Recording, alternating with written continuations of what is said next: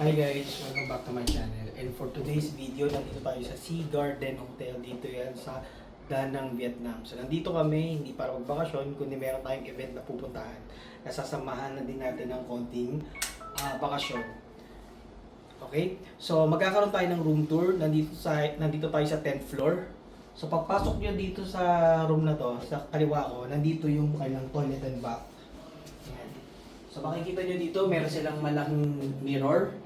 Tapos may hot and cold na rin na lavatory na may kasamang complementary na hand wash na soap. And then meron niyang mga complementary na shaving kit, nakikita ka?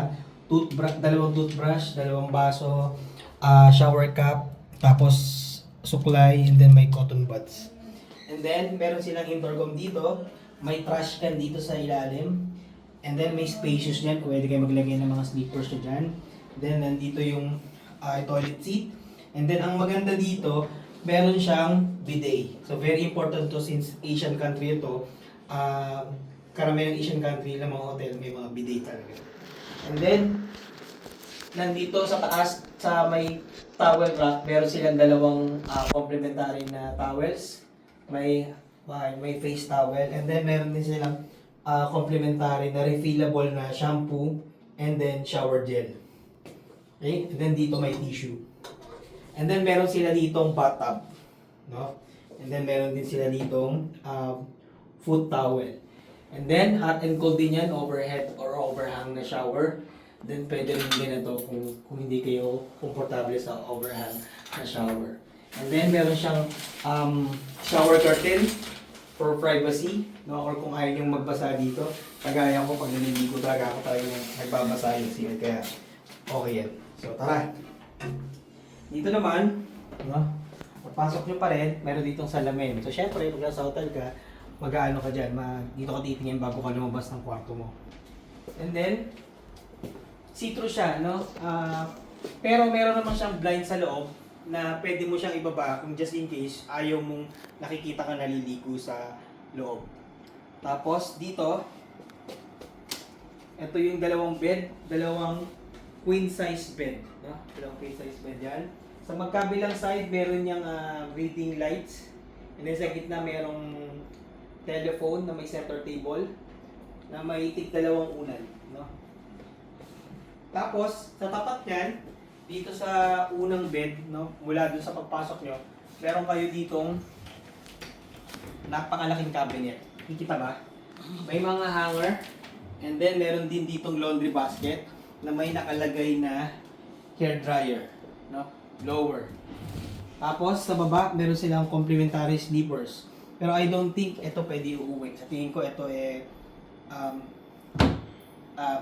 gagamitin pa nung tinasanitize lang yun siguro. Kasi parang ganito siya. Okay? So dito, pagkatabi nung cabinet, ito yung mini bar nila. So lahat na nakikita nyo dito, ito sa taas, may bayad to. May bayad to. Kung parang ramen na to. Ayan. May bayad yan. And then meron sila dito, ano to? Baka yan yung glass ng water. Ay, yung isa kasi may bayad daw. Ito yung complementary na I think refillable. Ito yung binanggit kanina. Medyo hindi ko lang masyadong napakain. So may dalawang cup and then meron ditong kettle. And Yung coffee daw sa lobby. And then ito yung nilalagay kung gusto mong i-clean up yung room mo or kaya do not disturb. Kami usually do not disturb kasi makalat kami. Tapos dito sa ilalim may mini ref. Ito yung mga may bayad. So, pwede nyo yan inumin, kuhanin, pero babayaran nyo upon checkout. Okay? Tapos dito, tapat ng dalawang, nasa pinaka-center ng dalawang queen size na bed, is yung media center. So, may TV sila dito. I think, ano to, no? Hindi to smart TV kasi makapal yung likod niya. Pero, smart TV? Smart TV. Pero kasi kapal yung likod niya. So, smart TV pala to na may cable kasi may ganito. Tapos, sa ilalim, meron kang storage. No? Pwede lagyan ng luggage, tsaka ng mga gamit mo. And then, meron kang vanity table dito. Pwede rin workstation na may salamin. May tissue, and then meron silang QR code. Para kunyari yung menu. No? And then, Meron kong outlet dito. Magagamit kayo pag nagla-laptop ka. Then, may isang upuan. And then, meron pang isang sitting area dito na may coffee table. At ang view namin dito sa room na to is ito, yung city ng Danang. Ayan, nakikita nyo. According dun sa sa tour guide natin, no, itong area na to is ito yung tinatawag nila na Korean district kasi marami daw to, makikita nyo, marami daw dyan ng mga Korean establishment like restaurant, mga spa, tsaka iba pang mga establishment na related or may connected sa mga Korean. So, mamaya mag-iikot tayo dyan, medyo may kararating lang natin. Okay? So, para sa rate niyan, by the way pala, no, ang curtain nito, may sheer curtain yan. May sheer curtain yan, just in case ayaw yung sobrang dilim, pero taba lang, ganyan. Pero kung night person kayo, just in case sa gabi, sa umaga kayo tutulog, pwede nyo isara to para madilim yung kwarto, para pwede kayo matulog na parang gabi pa rin sa umaga. Ayan. So, para sa rate pala nito, no?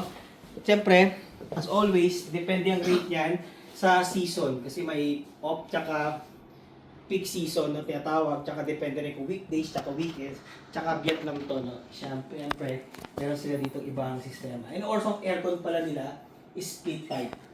Ayan, split type. So, bawal dito manigarilyo, kahit yung mga e-cigarette, yung mga vape, bawal. So, malaki ang multo nila pagka ganyan. So, para rate sa rate nila, visit lang kayo sa official website nila, no?